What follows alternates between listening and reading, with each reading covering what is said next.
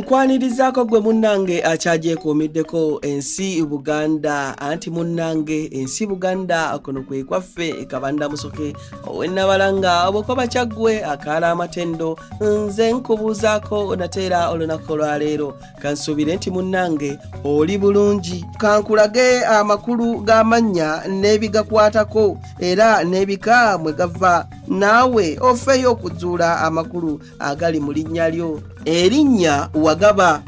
Bano baba basajja abeddira obutiko erinnya lino okulituuma balijja mu kifo we babajjira engoma ya kabaka eyitibwa akawulugumo wamu ne Namulondo. Ab'obutiko be babajja Namulondo n'engoma akawulugumo era we babajjira bayitawo Wagaba kwe baava okutuuma erinnya lino. N'olwekyo oyinza okugamba nti Wagaba litegeeza ekifo we babajjira Namulondo n'engoma akawulugumo.